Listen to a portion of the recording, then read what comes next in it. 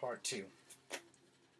You know, the thing, as I said, you can walk away from me and not deal with me, and that's fine and dandy. But somewhere down the line, we may wind up having to deal with each other on some level or another. So I'm going to tell you another story. I have a friend who's multicultural. He had a roommate whose parents were racist, but they were honest racists because they straight told me and him that they didn't like black people. However, they did say this, and I give them their credit because they was honest about this shit.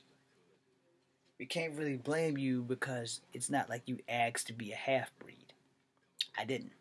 Plus, they forgot one. I'm multicultural and proud. So when I met these people,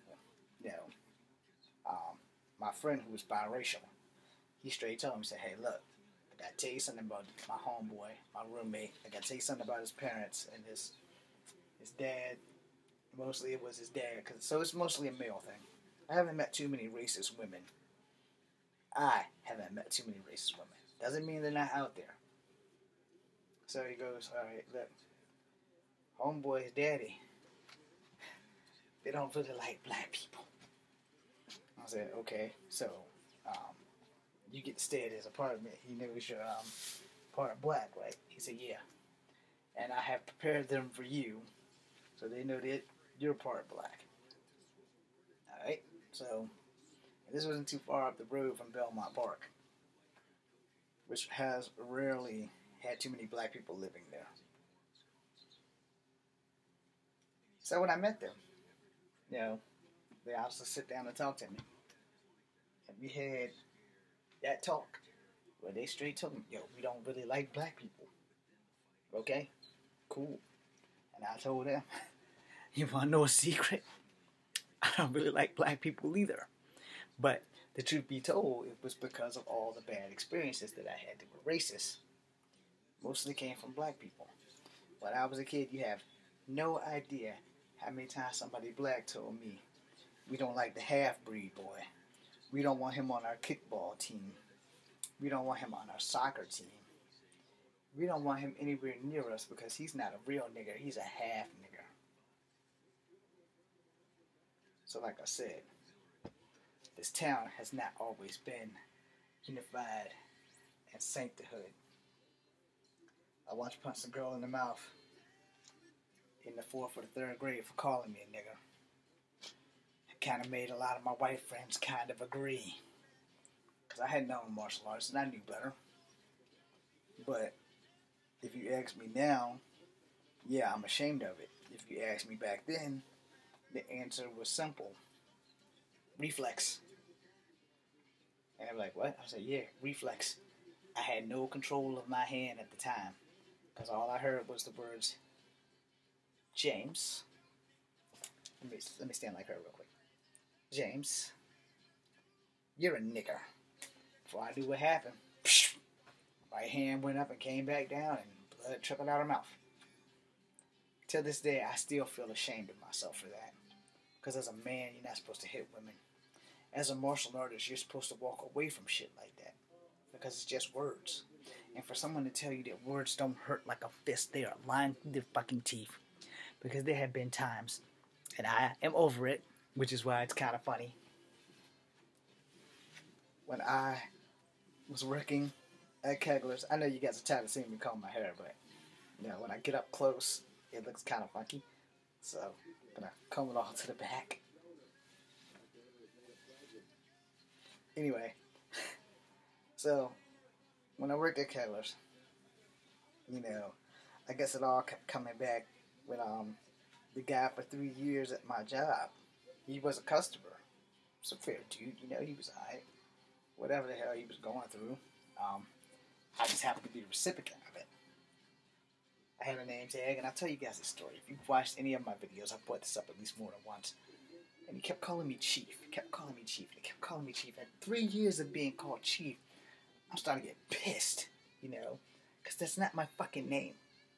I'm not the chief of a tribe. I'm not worthy of being the chief of a tribe. I am not a descendant of the chief of the tribe. Do not call me Cherokee Chief. Do not call me Chief at all. Yes, I'm proud of my Cherokee heritage, but I am not the chief. Don't call me chief. That shit pisses me off. In fact, I've been called chief more times than I've been called nigger, and it's just as bad as being called the nigger. So, of course, I pissed off. And respectfully, I would tell the man, day after day, please don't call me chief. And it was like I was talking to myself. And it was one of those things that it still sets with me to this very day. And a lot of our people are like, well, James, you're 44 now. You should be over it. Let me tell you about getting over stuff. Some things you get over, and some things you don't. And when it comes to something like racial, it's very hard to get over stuff that affects you directly as to things that affect you indirectly. Because when you're being affected, if you're on the outside looking in, you have no idea how much it's burning someone up on the inside when someone's calling you out of your name. When they're literally refusing to call you by your name. When they're just constantly saying stuff to you because they can, and because they honestly, truly to God, don't give a fly shit about your feelings. And this happens a lot. And growing up in Charlottesville, I've met maybe one or two people who were mulatto. If you don't know what that means, you should probably Google it, because that's what you kids do. Mulatto is basically a person who's kind of like me, only a whole lot lighter in skin. They're not like white, but they're not like dark like me. They're not like this yellow. They're a lot brighter than this. They're like really, really yellow. They're like high yellow, more like a tan type, like really copper skin. Where, you look at me, you can tell I got a little bit of black in me, and there's no escaping that. And it's not as easy as kids think. People don't understand it. If you're on the outside looking in, you don't really recognize the pain of someone else's life because you're not walking in their shoes. And most of us don't think before we open up our mouths and just be like, okay, well, I'm going to say what comes naturally because I can. And we do have freedom of speech. Lots of people have died for people to have freedom of speech. But at the same time as we talk our freedoms, do we not forget that people have feelings? Do we not forget that people sometimes just want to be left alone? I know you're all thinking, hey James, man, why would you bring this up? Your city should be getting over all of this stuff. You never truly get over death of anyone, especially innocent people. You never really make a statement like she made by dying. You never really make a statement when you're on the top of the food chain, looking down at everyone, putting everyone down, and caring two shits if they're breathing tomorrow. All you're doing is moving on. You don't care how someone else feels. You're not thinking about them at all. You're just thinking, hey, one less we got to deal with.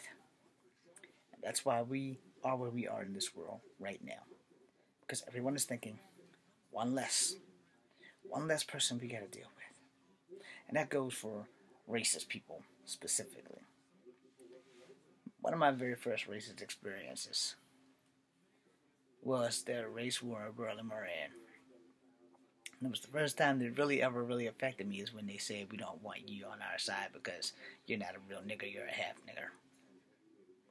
And that sunk in and it stayed there until graduation. Well, the next phase. We didn't have graduation when I was a kid. And until you made it to the 12th grade, you didn't have graduation. By the time I got to Walker, it was not only are you a half-breed, but you can't read worth shit, which was true. I don't know how I could read at 3, and by the time I got to middle school, my reading level was so far beyond what it should be. And You know, people don't tend to think, that how you treat someone or how you speak to someone affects their psyche. And most of us don't. And worse than that, most of us don't give a damn. That's where things go wrong. Because we don't give a damn.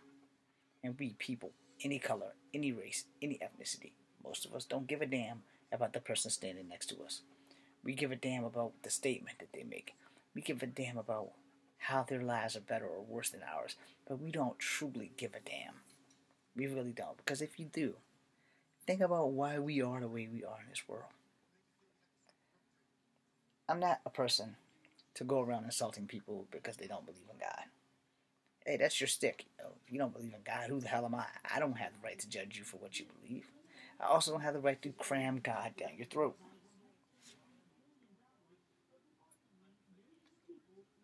However,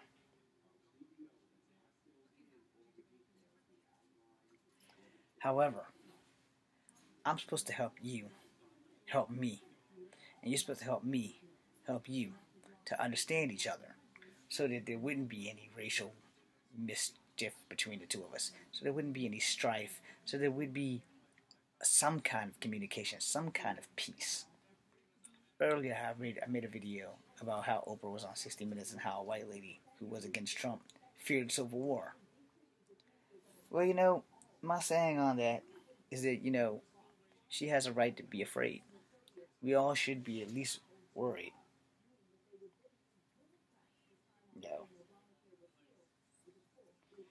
You know, we should at least be worried because you don't know what your fellow man is thinking. When they had that Unite the Right rally, some of my very best friends have been white people. Some of my neighbors are white, and they are very nice fucking people. And not because they're white, they're just very nice fucking people. They come from good fucking people. And I worried about them that whole fucking day. And then Miss Hare lost her life, which was why I worried about my friends, why I worried about my neighbors. I have a neighbor here who's trying to help me get a job. She has 2 little girls. And I thought to myself, and her husband, like me, does martial arts. I thought to myself, God, man, how bad would that be for those little girls to lose their mom if she had went downtown to stand up for what she believes in, for what we all believe in, and some kind of unity.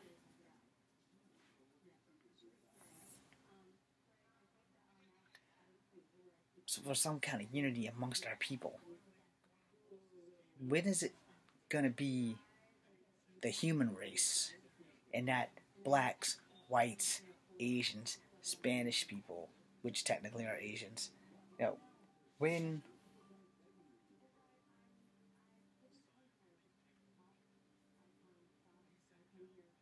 is it going to be at the point where we all realize that there's only one race, the human race?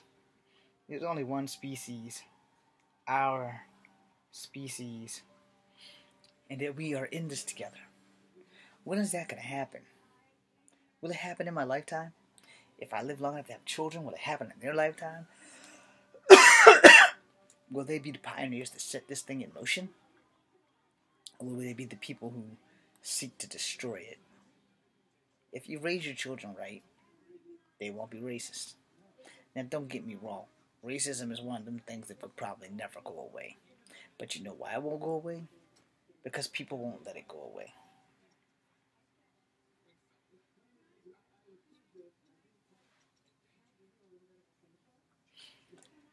And the thing is, we need racism to disappear. I would hate to say this, but the people who wrote Mass Effect would be correct. The only thing that would make everybody different is if, we all had some kind of alien force to conquer so that we could all unite and then there wouldn't be any racism because the only thing we want to do is survive. And sometimes that might be what you need to get rid of racism. But if you've ever played Mass Effect 1, 2, and 3, and the Andromeda in which I'm trying to save, you understand that even though we got along with other people, there was still racism. Or what we like to call xenophobia. I'm begging you, before I leave this world, if anybody's watching, that we all grow up and learn how to accept people for the one thing that we can't change, our race. I'm James Williams Jr. This is Come Having Number 2. This has been 15 minutes and maybe 15 seconds of your life that you can't get back from the independent filmmaker who wears 1,000 hats. But please think about the things I've said. I grew up in this town. This town has always been slightly racist. It just only came to the front after a young lady lost her life due to the fact that some asshole from another town decided he wanted to plow through some people in a Dodge Challenger or a Charger. Whatever difference does it make, whatever fucking car he has. He killed a woman. He injured lots of people. And we're all dying over statues instead of over something important. I'm James Williams Jr. Just Come for Number 2. Be seeing you. Hopefully, really soon.